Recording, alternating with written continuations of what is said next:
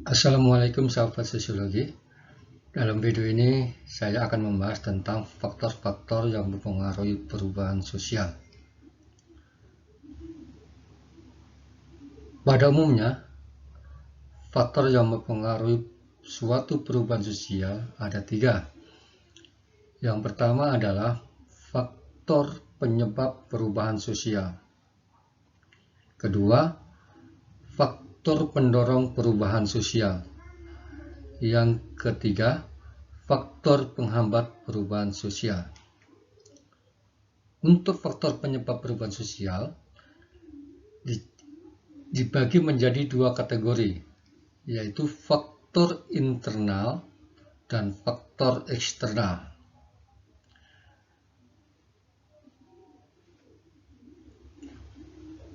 Mari kita bahas faktor penyebab perubahan sosial. Faktor penyebab perubahan sosial yang pertama yaitu faktor internal. Faktor internal adalah faktor yang berasal dari lingkungan masyarakat itu sendiri. Faktor internal ini antara lain yang pertama adalah bertambah atau berkurangnya jumlah penduduk. Suatu masyarakat yang memiliki jumlah penduduk yang besar seperti masyarakat kota itu akan cepat terjadi perubahan sosial. Urbanisasi yang terjadi secara terus-menerus dan berlangsung secara lama semakin memperberat masalah yang ada di kota, baik masalah pangan, masalah tempat tinggal, masalah lapangan pekerjaan, bahkan sampai masalah lingkungan. Masyarakat kota ini yang begitu besar membutuhkan berbagai banyak hal untuk memenuhi kebutuhannya. Misalkan masalah pangan. Untuk memenuhi kebutuhannya, terutama makanan, bahwa kota tidak memiliki lahan untuk memenuhi kebutuhannya sendiri. Sehingga di sini banyak terjadi perubahan dalam pemenuhan kebutuhan, baik dalam hal produksi, distribusi, dan konsumsi. Masyarakat kota yang besar ini juga akan selalu mengalami perubahan pada struktur masyarakatnya. Struktur masyarakat kota akan berubah seiring dengan perkembangan jumlah penduduknya. Masyarakat kota juga memerlukan berbagai macam lapangan pekerjaan, sehingga muncullah lapangan-lapangan pekerjaan yang sebelumnya tidak ada. Beda dengan di desa, yang jumlah penduduknya sedikit dan homogen, sehingga mereka tidak terlalu tergantung kepada orang lain.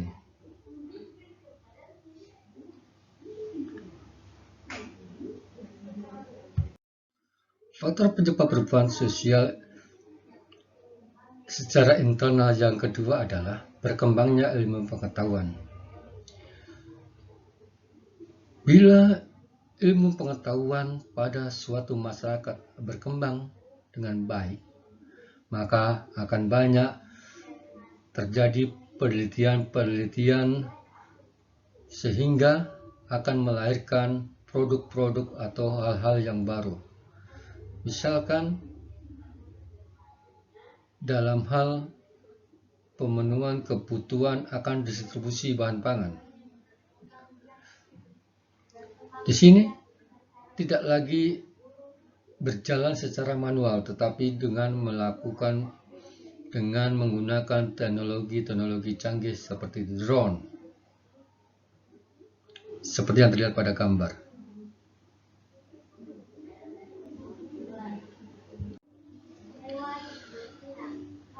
Pendidikan yang maju juga melahirkan manusia-manusia yang kritis terhadap keadaan, sehingga mendorong perubahan-perubahan yang akan terjadi dalam masyarakatnya.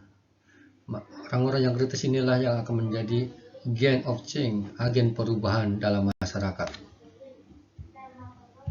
Faktor internal yang ketiga adalah konflik dalam masyarakat. Konflik akan melahirkan perubahan-perubahan bagi masyarakat. Misalkan konflik antara buruh dengan majikan yang terjadi pada pabrik-pabrik akan melahirkan keputusan-keputusan atau produk-produk hukum yang diberikan oleh pemerintah kepada buruh dan perusahaan untuk ketercapaiannya roda perusahaan.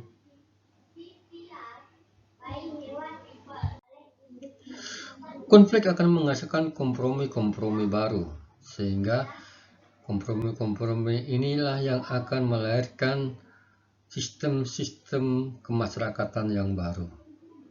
Sehingga dengan sendirinya masyarakat akan menata kehidupan baru. Misalkan konflik di Maluku.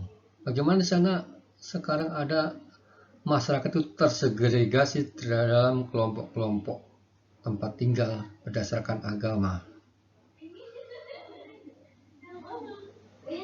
Faktor internal yang keempat adalah revolusi. Adanya revolusi akan mendorong lahirnya sistem-sistem baru dalam kehidupan bermasyarakat.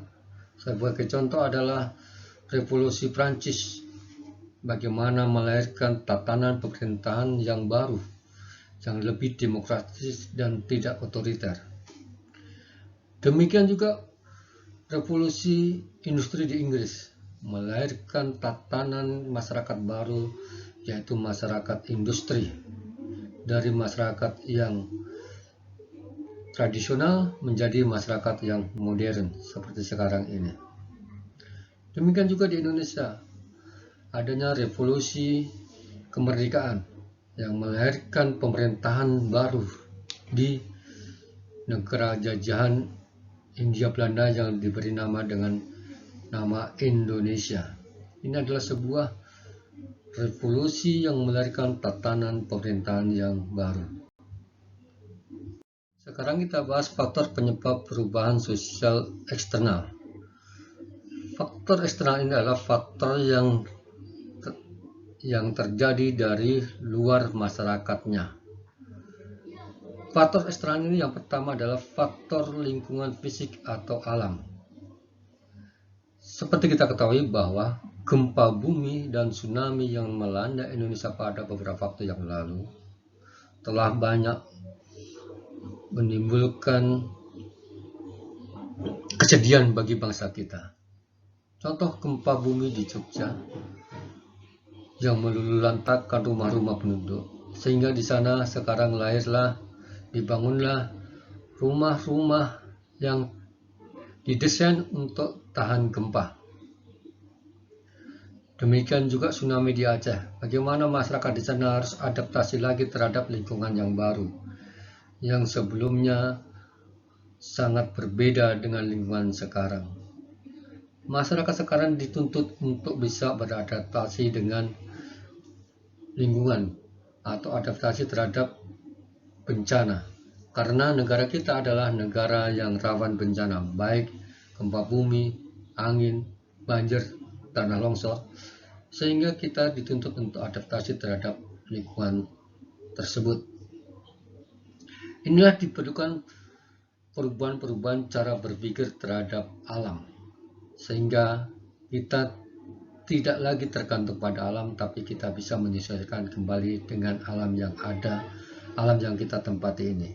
Bahwa kita berada pada lingkungan yang rawan gempa, maka kita harus bisa melakukan mitigasi bencana lebih dini, sehingga kerugian-kerugian itu bisa kita minimalisir. Faktor penyebab eksternal yang kedua adalah peperangan. Dalam sejarah kehidupan manusia, peperangan banyak menimbulkan kerugian baik bagi yang menang maupun yang kalah. Contoh Perang Dunia Kedua yang melahirkan dua blok, yaitu blok barat dengan blok timur. Di sini terjadi perang ideologi antara blok barat yang dikomandai oleh Amerika dan blok timur yang dikomandangi oleh Uni Soviet atau Rusia. Dari perang ini melahirkan perubahan-perubahan bagi seluruh dunia, tidak terkecuali Indonesia. Dengan adanya perang dunia ini adalah salah satu faktor momentum kemerdekaan Indonesia. Jadi perubahan sosial yang terjadi di sini adalah yang sangat besar adalah perubahan kemanusiaan. Bagaimana masyarakat banyak yang meninggal, banyak penyakit, banyak harta benda yang hilang. Perubahan-perubahan ini sangat menyedihkan dan memukul hati nurani manusia, sehingga bagaimanapun perang harus kita hindari karena dampak dari perang itu sangat besar bagi kehidupan masyarakat. Perubahan-perubahan dalam berpakaian di sini adalah fashion, kita banyak dipengaruhi oleh kebudayaan luar, karena budaya-budaya kita atau budaya berpakaian kita ini tidak seperti yang sekarang ini. Ini adalah semua adaptasi dari perubahan dari kebudayaan dari luar negeri, ya. Jadi pakaian yang sekarang kita pakai ini adalah bukan asli kebudayaan lokal kita, tapi adalah sudah mendapat pengaruh dari kebudayaan asing. Cara makan kita makan pakai tangan, tetapi dengan adanya budaya luar, orang sekarang makan pakai sendok, pakai sumpit. Nah, itulah perubahan-perubahan yang disebabkan oleh karena kebudayaan lain.